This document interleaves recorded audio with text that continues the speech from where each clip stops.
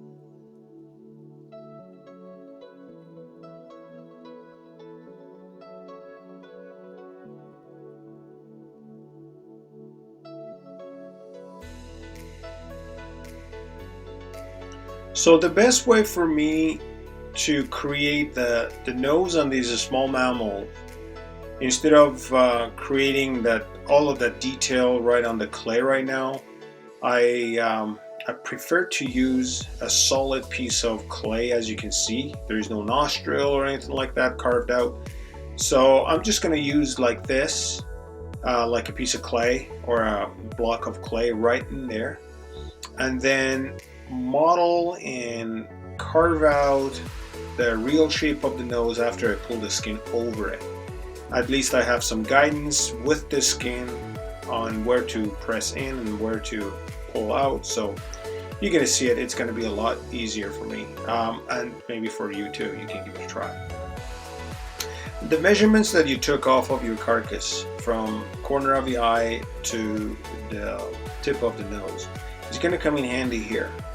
So you mark that with a pin inside the eye socket, and you make sure that the front of your eye lens doesn't exceed in front of that.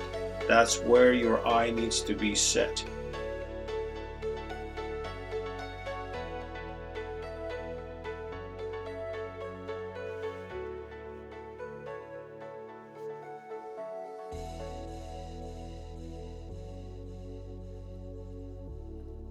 Also, the distance between the eyes is important to make sure that you know how far you have to push the eye to the center or to the outside.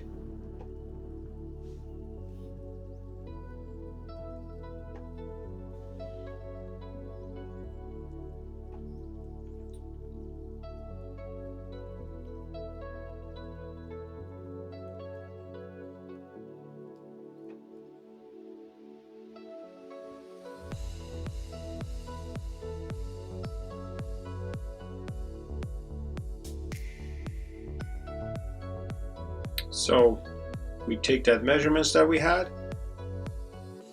we mark it, and we pin it. That's just a good indication for you to know how far forward your eye needs to come or needs to be.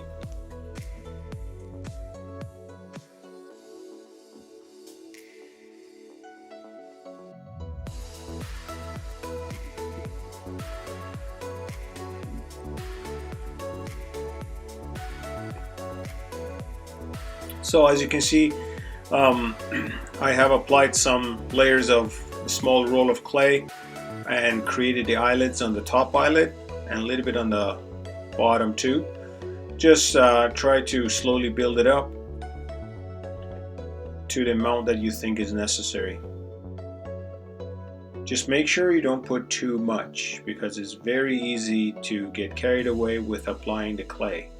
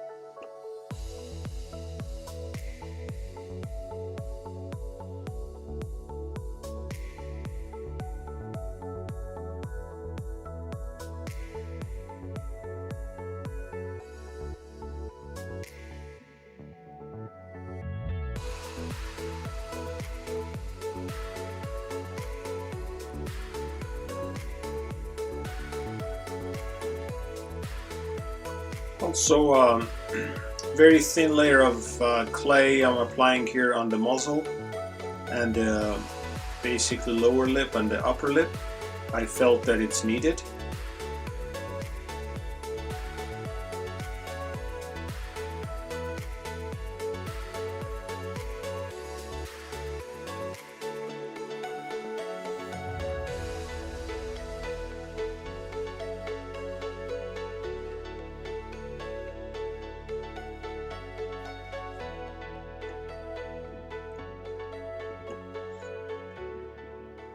As you can see, I have not even tried to do anything with the nose. It's still a solid piece of clay.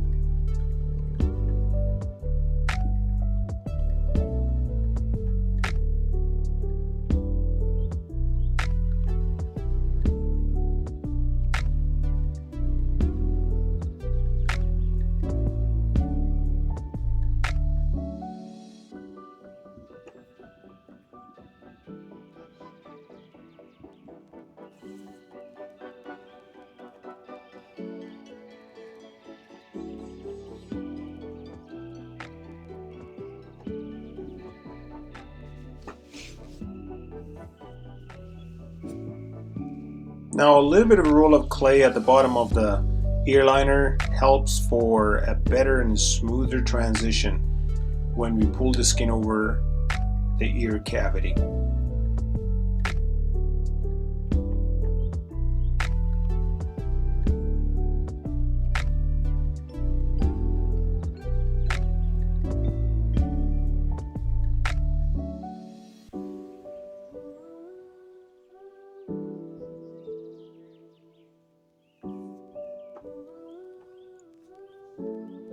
Yep, and don't forget the eyebrow muscles.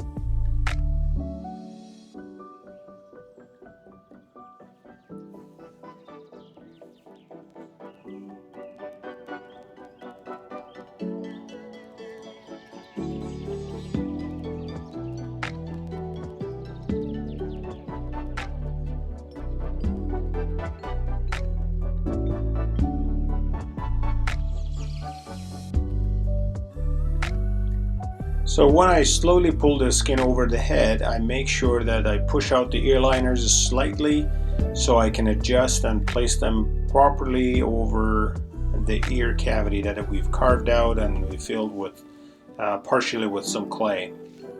So as soon as I push the ear liners into the clay and mold around it with the excess roll that we placed at the ear bottom of the ear liners, I make sure that my skin is properly set where it needs to be, at least from ears on, and then we will adjust the skin later on when we want to tuck the facial skin in, like eyes and nose and lips.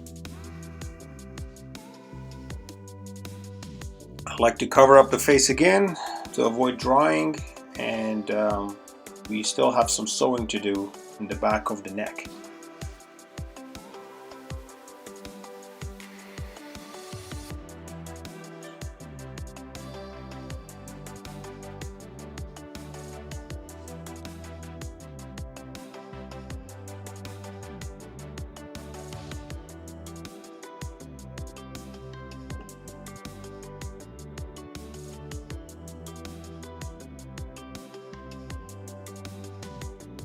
Okay, as you can see, the clay that we used for the nose is still solid. But before that, I like to start tucking in the eyelids. And like any other mount videos that you've seen, I've mentioned before, I make sure that my skins around the eyes are quite centerized, and basically there is not a lot of tension or pressure on the skin. Everything should be relaxed sitting on the mannequin.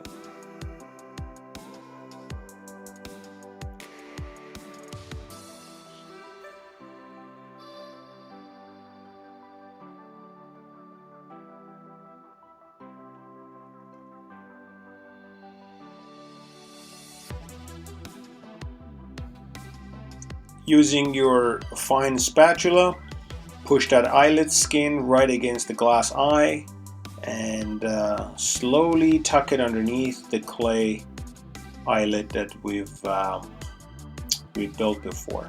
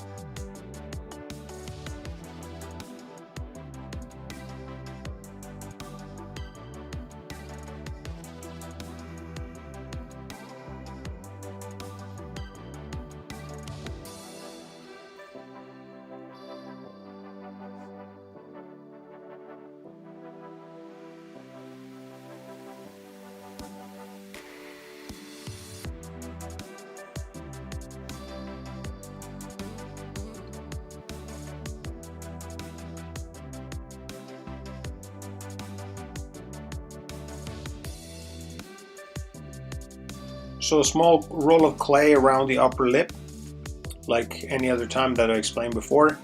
It helps us to close the mouth fur to fur when we are done tucking in all the lips. So that's the preferred way of doing it for me, and I make sure that I do it accordingly. Smaller clay rolls for smaller animal, and a little bit thicker and bigger for bigger animals.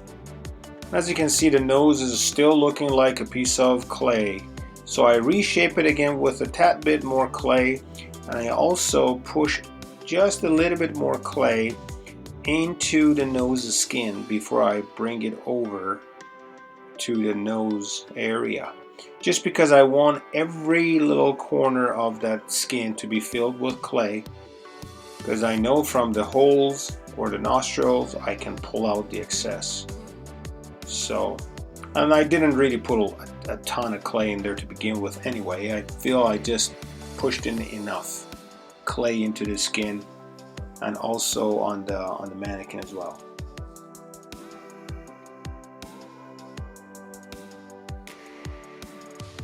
So for tucking the upper lip skin into the mouth, you just make sure that your front is centered. The little black line, vertical line underneath the nose is right in the middle of the mouth.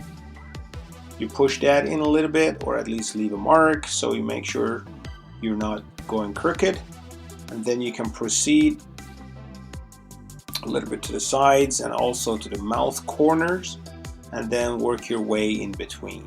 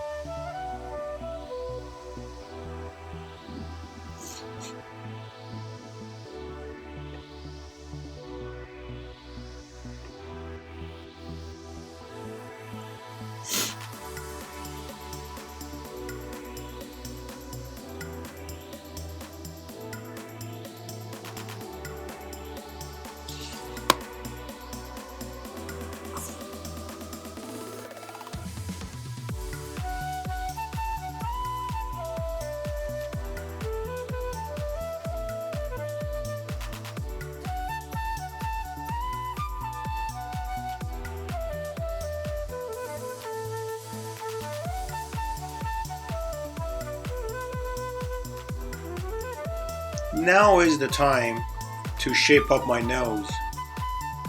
I tuck in all the skin into the mouth, into the nose, and I reshape it and reform it, remodel it with the help of my fingers and also my tools. And also I have used my nail setter to push in the hole and create that natural look. So that's what I've been doing for most of my noses, and they work out very good for me. You can give it a try. Instead of trying to figure out how to carve out or clay up that proper nose shape, you can use the skin as a reference and let it guide you through.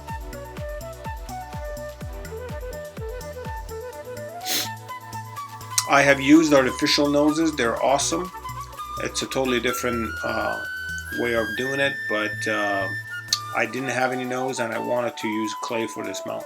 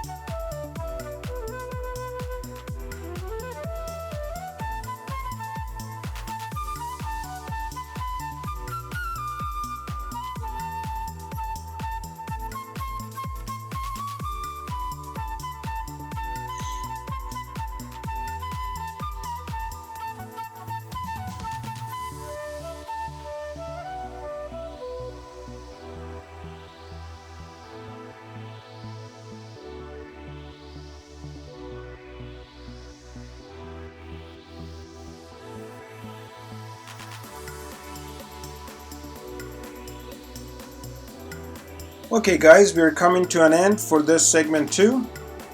This I believe was the longest video of the whole series here for this Bobcat work, and I'm gonna let you watch the rest of the video. I hope you enjoyed the video. If you like and took some benefit from it, please hit that like button and don't forget to subscribe. We will see you tomorrow or the day after for the last segment of this series, for when the cat really gets dried and looking beautiful. Thank you guys for watching. We'll see you soon.